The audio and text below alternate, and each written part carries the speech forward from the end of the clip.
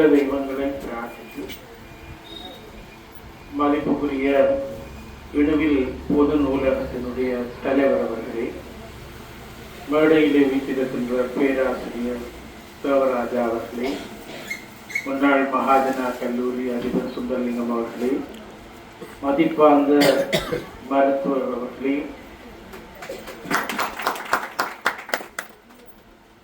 ஆரம்ப சுகாதார பிரிவை சார்ந்த உத்தியோகத்தர்களே, சபையில் இருக்கின்ற சான்றோர்களே, சுகாதார உத்தியோகத்தர்களே மற்றும் பெரியோர்களே, உங்கள் அனைவருக்கும் எனது பணிவன்பான வணக்கம். இன்று இணுவிலே இந்த வைத்தியசாலையில் ஒரு ஆரம்ப சுகாதார பிரிவினருக்கான ஒரு சிறிய கட்டிடம் கனடாவிலே வாழுகின்ற இணுவில் வாழும் மக்களுடைய உதவியிலே பொது நூலகம் ஏற்பாடு செய்து இப்படி ஒரு நிகழ்ச்சியிலே ஆசிரியரை வழங்குமாறு பேராசிரியர் தேவராஜா அவர்கள் கேட்டுக்கொண்டார்கள். எனக்கு மகிழ்ச்சி. இந்த வைத்தியசாலையை தன்னுடைய ஊர் மக்களுக்காக கல்வி தொழிலதிபர் சின்னத்துறை ஐயா அவர்கள் அன்பளிப்பாக வழங்கினார். ஒரு காலம் இந்த வீடு அவருடைய குடும்பத்தோருடைய திருமண வீடு நடைபெறுகிற போது இங்கே இருக்கிற 4 வீடு பெயிண்ட் எல்லாம் அடித்து அலங்காரம் செய்து இதுவும் அவர் ஒரு பிள்ளைக்கு தான் சீதனமாக இருக்கிற போது இந்த வைத்தியசாலை வாடகை தொடர்ந்து கட்டாமல் தூரத்திலே ஒரு அரச காணியை அடிப்படையாக கொண்டு மாற்றம் இருப்பதை அறிந்து ஊரில் இருக்கிற வயது போன சில பெரியவர்கள் போய் கல்வி அதிபர் சின்னவர்களிடம் முறையிட்டார்கள். நாங்கள் வைத்தியசாலை மூடி வேறு எங்கேயோ போகிறார், நாங்கள் எங்க போகிறோம். அப்பொழுது யாருமே நினைத்து பார்க்க முடியாது. இந்த வீடு தன்னுடைய பிள்ளைக்கு வேறொரு சொத்தை கொடுத்துவிட்டு இந்த வீட்டை இந்த ஊர் மக்களுக்காக எழுதி கொடுத்த தொழிலதிபர் கல்வி சின்னத்துறை அவர்களை நாங்கள் வாழ்நாளிலே பார்க்கிறோம். அவருக்கு இப்பொழுது ஒரு உருவச்சிலை இந்தியாவிலே செய்யப்பட்டு இந்த மருத்துவமனை வளாகத்திலே அநேகமாக எங்களுடைய பிள்ளையாருடைய திருவிழாவை தொடர்ந்து நிறுவுவதற்கு கொழும்பிலே கொண்டு வந்து அந்த சிலை வைத்திருக்கிறார். அவருடைய மகன் புவனச்சந்திரன் என்னோடு தொடர்பு கொண்டார். ஏன் சொல்லுகிறேன் என்றால், ஒரு கிராமத்திலே ஒரு தங்களோட குடும்பத்துக்காக கட்டின கோயிலுக்கு கிட்ட இருக்கிற வீட்டை யாரும் கொடுக்க மாட்டாங்க. அவ்வளவு மனோ பாவம் உங்களுடைய அந்த சின்னத்தில் இருந்தனால் ஒரு நல்ல கைங்கரியம் தொடர்ந்து என்றாலும் உங்களுடைய இந்த ஆரம்ப சுகாதார பிரிவு இங்கே செயற்படுகிறது. மிக மகிழ்ச்சி. இணுவிலை பொறுத்தவரை இணுவில் வைத்தியத்துறையிலே ஒரு உச்சம் பெற்ற ஊராகத்தான் இன்றைக்கும் இருந்தது. உங்களுக்கு தெரியும், சகல துறை சித்த ஆயுர்வேத வைத்தியர்களும் இங்கே இருக்கிறார். விசடியோ, அக்கியோ, கிரந்தியோ, வாதமோ எல்லாத்துக்கும் வைத்தியம். எல்லாருக்கும் அந்த பேராலே கூப்பிடுவார். அக்கி செல்லத்துறை, அந்த துறை, இந்த துறை. செல்லப்பா பெரியாரி அவர்கிட்ட வந்தா செல்லப்பா பெரியாரி மருந்துக்கு வந்து எத்தனையோ காரணிக்கு நாங்கள் சின்னப்படியா ஓடி தெரியும். அவர் 12 மணி பூசை முடிஞ்சு ஒரு சாம்பிராணி குச்சியோட வந்து அதுக்கு பிறகுதான் என்ன விடுறது. இவ்வளவு ஊர்ல இருந்து வந்து கன்சான் வீதியில காத்திருப்பார்கள். ஆனா அந்த எண்ணெய்க்கு சுகமாகும். காரைக்கால் சித்தங்குழம்பியவர்களுக்கு துலங்கு போட்டு ஒரு வைத்தியர் யாழ்ப்பாணத்திலே இன்றைக்கு தெல்லிப்பள வைத்தியசாலை வைத்திய எல்லாம் செய்கிற வேலைய காரைக்காலிலே மணியம் சுவாமியார் அவங்க வச்சிருப்பார். துலங்கெல்லாம் அதுல கை கொடுவினபடி ஆண் பெண் எல்லாம் இருப்பார்கள். அவைக்கு சில நேரம் அங்க இருக்க சின்ன தம்பியான சாப்பாடு வைக்கும். உளவியல் சின்ன தம்பியான காலையில சாப்பாடு விளைச்சு அது விலங்கு கலட்டுனா அடிப்பார். ஆக்கள் அப்படி தீர்த்துவேன். நான் இந்த கண்ணால கண்டு தேர்ற பொழுது முன்னிடம் 3 மணி தான் தேர் எடுப்பாரு. அந்த நேரம் சித்த சுவாதீனம் பெற்றவர்கள் எல்லாரும் பல பேர் ஆடத் தொடங்குகிறார்கள்.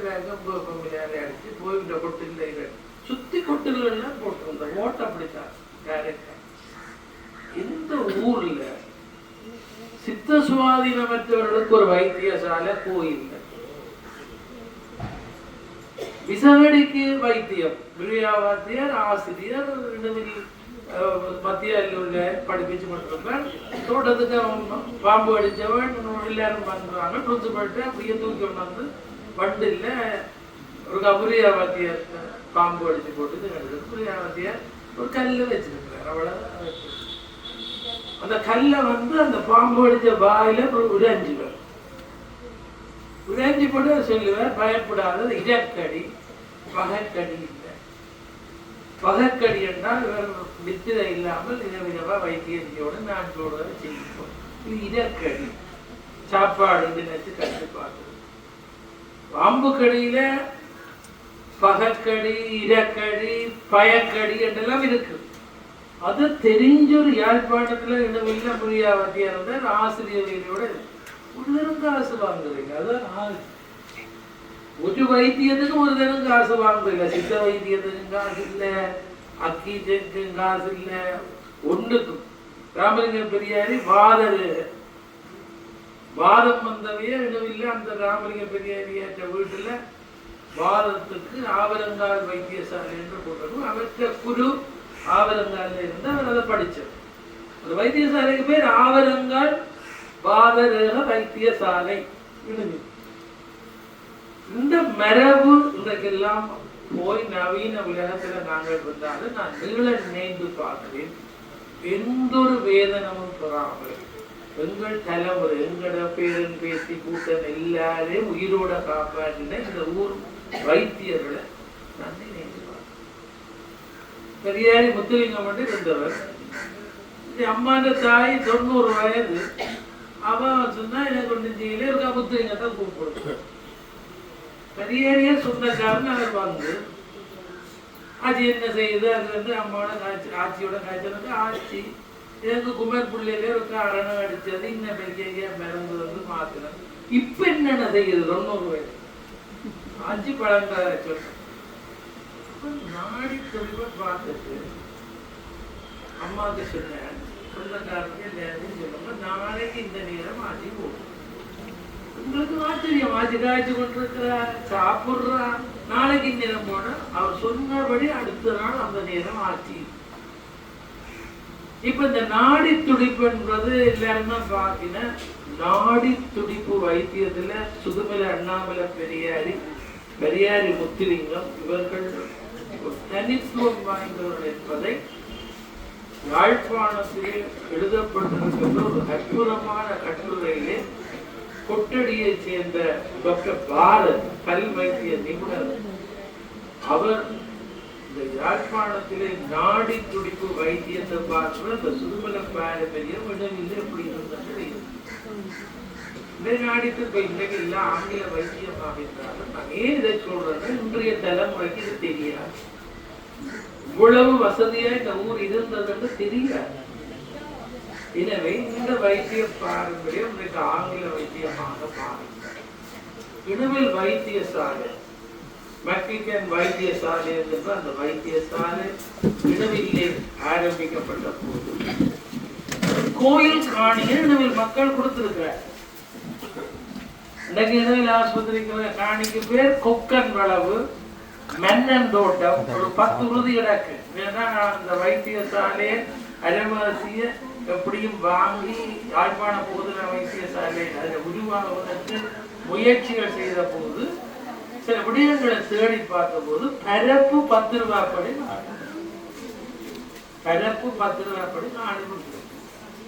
புறமான சிசுக்கள் இறக்குறார்கள். அவர்களை காக்குறதுக்கு ஒரு தனிக்காணி வேணும் மட்டும் இணுவிலை சேர்ந்த ஒரு பெரியவர் முன்னால் இருந்த பெனக்காணி எழுதி கொடுத்துருக்காரு.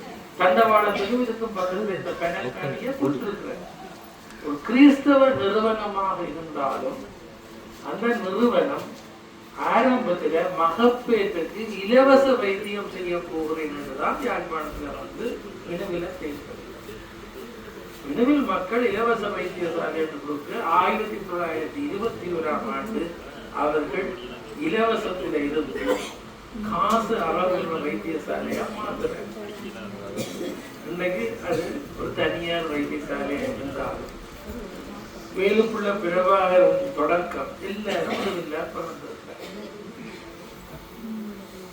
தர்மலிங்கம் எம்பி குடும்பத்துக்கு வாரிசாக பிறந்ததுக்காண்டி டாக்டர் PS சுப்பிரமணியம் ஒரு கட்டிடம் கட்டி கொடுத்திருக்காரு.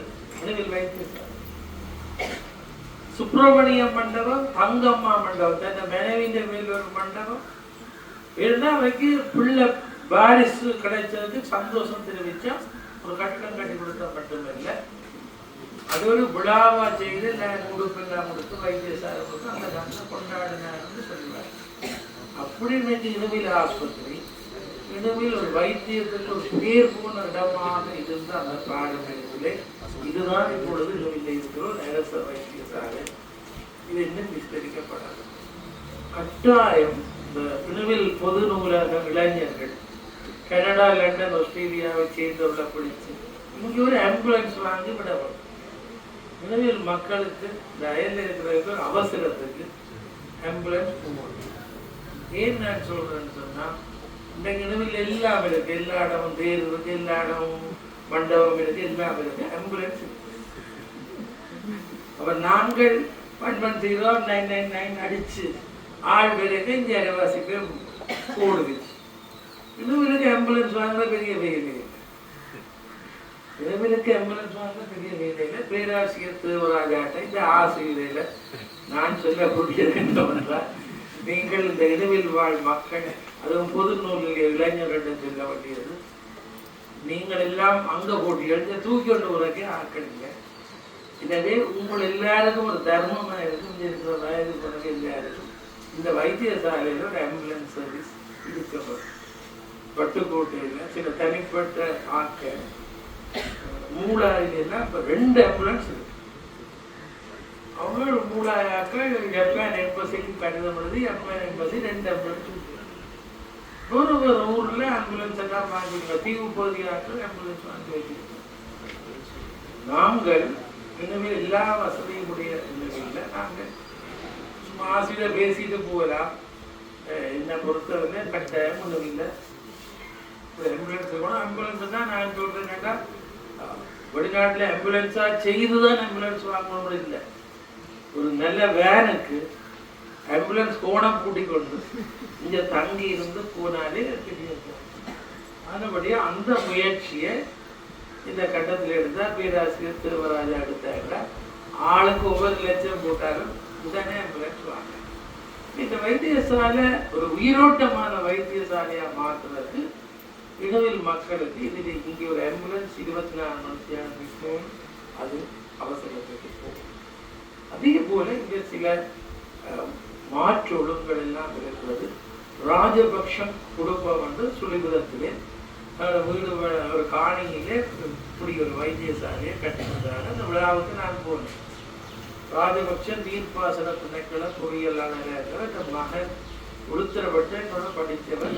நல்ல வசதியாக இருக்கேன். இப்போ முருகண்டி பிள்ளையாருக்கு வசதி எல்லாம் கூப்பிட மாதிரிலாம் அதெல்லாம் கட்டியிருக்கேன். பழைய பொறியெல்லாம் அவங்க பட்டுக்கோட்டையில் இப்போ எல்லா வசதியும் இருக்காங்க. அந்த அரச வைத்தியசாலை ஆக்களை இரவில் 12 மணிக்கு கொண்டு போகிறோம். எனவே நாங்கள் புத்தி சித்தமாக இந்த நேரம் இந்த அபிவிருத்தி என்றால் இன்னொரு கட்டிடம் கட்டுறது என்ற அபிவிருத்தி அவசரத்துக்கு எங்களுடைய ஊர் மக்களை கொண்டு போய் வைத்தியம் செய்யக்கூடிய ஆம்புலன்ஸ் சேவையை ஆரம்பிக்கணும் என்று கேட்டு என்னை அழைத்தமைக்கு நன்றி கூறி இந்த கட்டிடத்தை உருவாக்கிய அத்தனை பேருக்கும் என்னுடைய மனமார்ந்த வாழ்த்துக்களை தெரிவித்து விடைபெறுகிறேன். நன்றி.